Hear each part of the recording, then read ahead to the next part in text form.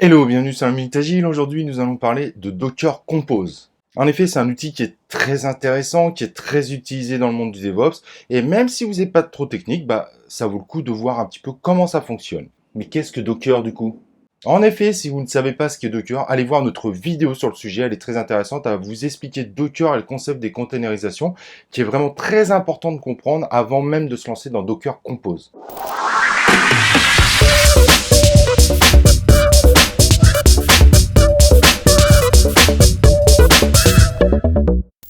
Alors comme je disais, cette vidéo est là pour faire un tour de Docker Compose et de faire un premier tutoriel très simple qui est accessible à tout le monde.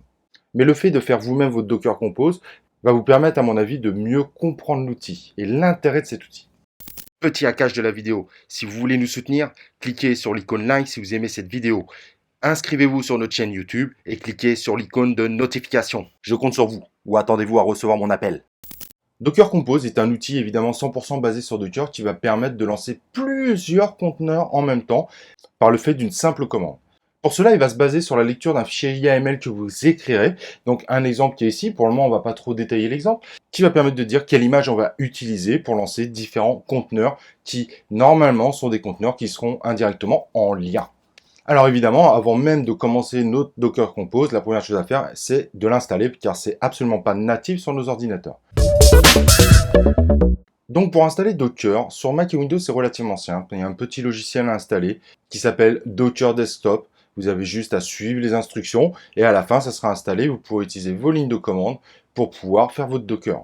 Sur les Windows Server, il faudra installer cette commande sur le PowerShell. C'est un peu plus compliqué, mais ça reste raisonnable. N'hésitez pas d'ailleurs à aller voir dans notre description. On vous met directement la ligne de commande que vous pouvez copier-coller pour éviter de vous faire ça à la main. C'est quand même pas si simple que ça. À présent, sur le Linux où Docker est extrêmement utilisé, vous avez un sudo à réaliser, donc le sudo qui est ici, que vous pouvez également aller chercher dans la description afin de ne pas vous le faire à la main. Et ensuite, il faut changer les droits et faire un lien symbolique vers ce fameux Docker Compose. En effet, sur Linux, l'installation de Docker Compose est complètement indépendante de Docker. C'est très important de le comprendre. Et si vous voulez, il y a d'autres types d'installations qui sont proposées directement sur le site de Docker Compose, mais là, je ne vais pas toutes les décrire ici parce qu'il y en a plutôt beaucoup. Avant même de créer nos différents fichiers pour faire notre Docker, ce que je vous conseille, c'est de faire un Docker Compose version, donc comme écrit ici, pour vérifier évidemment que votre Docker est bien installé. C'est vraiment la première chose à faire.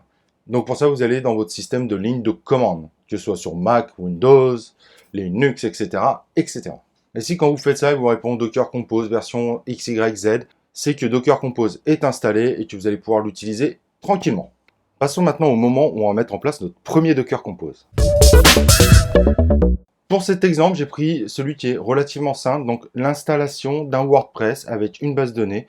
Et donc pour cela, ce qu'on va faire, c'est qu'on va créer 3 conteneurs. N'oubliez pas, si la notion de conteneur n'est pas claire, allez voir notre vidéo sur Docker. Sinon, vous ne comprendrez même pas l'intérêt de faire cet exercice. Donc comme je disais, pour créer notre YAML, on va créer 3 conteneurs. Le premier, c'est la base de données. D'ailleurs, pour la base de données, on va utiliser directement une image existante. Et on va ajouter, comme vous pouvez le voir d'ailleurs, l'ensemble des paramètres nécessaires pour que notre base de données tourne correctement. Même chose, ne vous prenez pas la tête à essayer de tout recopier à la main. Je vous ai tout mis dans la description de cette vidéo. Vraiment. Le deuxième conteneur sera basé sur une image WordPress qui propose directement WordPress mis en place autour d'un serveur web. Donc très rapidement, on explique qu'elle est liée totalement à la base de données. On dit également qu'on veut impérativement la dernière version de l'image, d'où le WordPress latest. On explique que notre WordPress sera accessible par le port 8000, mais qui en fait le port 8000 sera routé vers le port 80, qui est le port classique du web.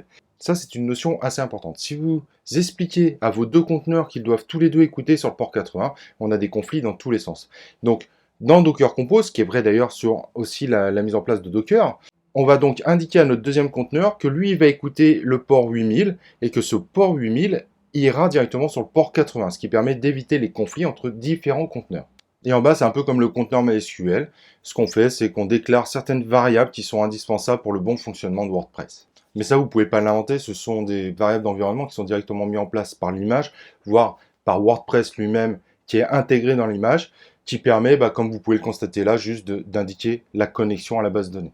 Et pour le troisième conteneur, je pense que vous avez compris par rapport à ce nom. Je ne vais pas rentrer dans le détail parce que là, on est sur des notions un peu plus complexes. Et bien maintenant, c'est le moment de lancer notre Docker Compose. Donc, on va faire Docker Compose up-d, comme indiqué en haut. et ça va lancer l'ensemble de nos conteneurs dans un même contexte. Comme vous le constatez, normalement, si tout fonctionne, vous avez un certain nombre de choses qui vous dit que tout se déroule correctement. Donc pas de panique, tant qu'il n'y a pas une grosse erreur en rouge, c'est qu'a priori ça fonctionne. Pour être honnête, lors de ce tutoriel, en général, tout fonctionne plutôt bien. Et maintenant, après peut-être 1 ou 2 minutes, quand vous voyez que tout est terminé, n'hésitez pas à aller tester dans votre navigateur. Donc localhost 2.8000, vous vous rappelez, parce que nous, on fait appel au port 8000, qui en réalité est rerouté vers le port 80 du WordPress. Et si tout va bien, normalement, vous voyez votre première page de configuration WordPress. Donc voilà, comme vous pouvez constater, Docker Compose, c'est quand même relativement simple à utiliser.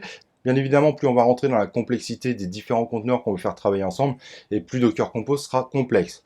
Maîtriser Docker, Docker Compose et tout l'environnement n'est pas une chose si simple à faire. Ça demande beaucoup d'expérience, d'avoir un certain nombre de lectures.